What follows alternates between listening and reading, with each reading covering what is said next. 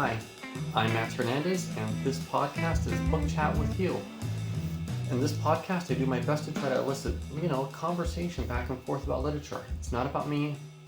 It's about us trying to converse together about short stories at this point. Today, we're still looking at the short story collection by Carol Shields, Collected Stories. So today we're looking at the short story Pardon, and I am so thankful that this short story that I'm going to be looking at today is, much shorter than the last one I looked at, Flitting Behavior. This short story is less than 6 pages because if you count from the first page here, the text doesn't even start from a third down the page. And so in this story, everybody seems to have an obsession with apologizing. Now we only have 2 characters, one who goes by Ernie's wife and Millie. But nevertheless, in this story, Millie goes into Ernie's cards and things shop. So she wants to buy an apology card and sort of looking at it like, card, what? Oh, like a Hallmark card. I guess it took me a second to get it because yesterday I just bought like a few Pokemon cards. I don't play it or anything. It's just kind of a novelty, but no, it means like kind of a Hallmark-ish card, Guess one of those shops, and all the cards are gone, and so the character is, so she's kind of questioning the shopkeep, and she says, well, I'm sorry, and then she kind of snaps. Then they both apologize to each other. So it's like at this moment in Canada, everyone's apologizing to each other. And then she's going to go across town to go and find the book or find a card elsewhere. So whenever she's going to do that, the store owner, or I guess, it's called Ernie's Cards and Things. And the character's name, at least in the book, or at least in the story, is Ernie's wife. But, in all actuality, it's still like effectively the owner, right? In that sense, if like a husband, wife own a shop together, right? That's how we should kind of call it, right? So then she's asked if Millie can take a clothing item with her into town with her whenever she goes, and she's going to go buy a card.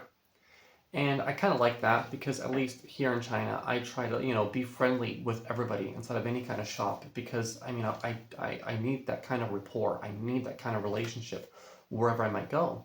I'm not really friends with many people or anything, but at least with the language barriers, it's easier if I just go to the same shops all the time and stuff, And whenever I look at the story, from there, she kind of goes, and then it mentions even like Trudeau apologized to Reagan, and then Reagan apologized to the summit. And as you kind of like look at that, it's kind of telling because it's kind of like it kind of tells you like when this kind of took place. It doesn't say Prime Minister Trudeau, it doesn't say President Reagan, it says Trudeau Reagan, but it kind of tells you when the story had kind of taken place a little bit, right? And then in the end, we kind of see why she would kind of want to apologize, and it's kind of funny. She says she forgave her father for naming her Millie instead of Joanne, and her mother for passing on her genes that made her so oversensitive to small hurts and slights. I don't know. Kind of funny, right? And then you want a card for something like that too? I don't know. But what I like to hear from you is what is an apology to you, though? As I try to make these videos, and I'm very subconscious about what I say, and I very much want to be authentic. I had a stutter throughout so much of my life, but yet I don't try to edit out the stutters and stuff so much because I think I'm getting better at this. But there's a degree of authenticity I want to have. But I think that along with that authenticity, I'm very subconscious about what I might say online and stuff. I'm nervous I might say the wrong thing, but then I think people like online, like we're told not to apologize. I think it's out of certain cultures, maybe even a bit in China, you're not supposed to sometimes admit a wrongdoing because that means that you are at fault. It's like if you get into some kind of a car collision with somebody, you might just want to just deal it out with the insurance companies, but don't say you're at fault at that moment that the situation kind of arises, and it just kind of makes me think about some of that kind of stuff, but maybe there's some kind of religious circles, maybe in Christianity or something, to apologize is to seek a kind of restitution, at some point, if you want some kind of a forgiveness of sins, you just, if you kind of wrong somebody. But I think at times, there was one time a while back, I went to kind of ask somebody, should I have helped out at this or that moment? It wasn't exactly an apology, but it's kind of adjacent. And the guy sort of asked my wife, "Is your husband okay?" But I was fine. I just kind of was ruminating on a certain topic, and I just kind of wanted to ask.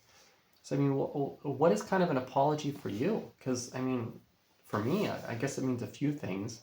I think sometimes being married, I think sometimes the guy is just responsible for everything wrong that's ever happened to his wife throughout all of eternity, and that we're just supposed to always just be at a constant state of apologizing, right?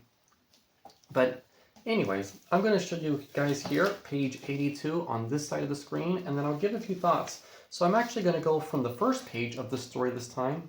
Pardon. On Friday afternoon, Millie stopped at Ernie's Cards and Things to buy a mea culpa card for her father-in-law, whom she had apparently insulted. "Sorry," Ernie's wife said in her testy way. "We're all out." Millie found this hard to believe. The card rack was full. You could buy a happiness in your new home card, or mind your own beeswax card, or a spectacular $3 pop-up card announcing to the world that you were feeling underappreciated. Surely there was such a thing as a "I'm sorry" card. You can believe what you want, Ernie's wife said, but we're sold right out. At the start of the week, I had at least dozens of cards in stock. We had a real nice selection, all the way from "I boobed" to "Forgive me, my dear heart." They went like hotcakes, the whole lot. That's more than I can sell in an average year. How strange, Millie said. What on earth's everyone being sorry about all of a sudden? Ernie's wife made a gesture of impatience. She wasn't there to stand around jawing with the customers. She snapped. There was the inventory to do, and the ordering, and so on. Millie at once apologized for taking up her time. She had been speaking rhetorically when she asked what everyone was being sorry about. It's kind of strange, huh? This is kind of a strange scene.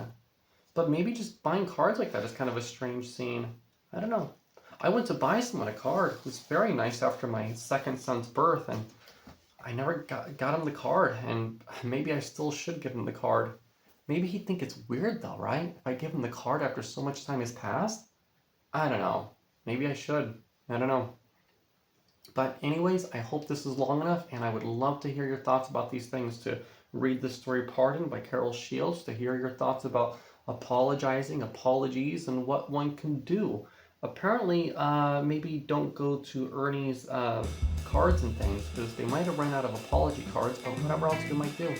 So, thank you very much for your time, and I hope that you keep listening. Thank you. Bye.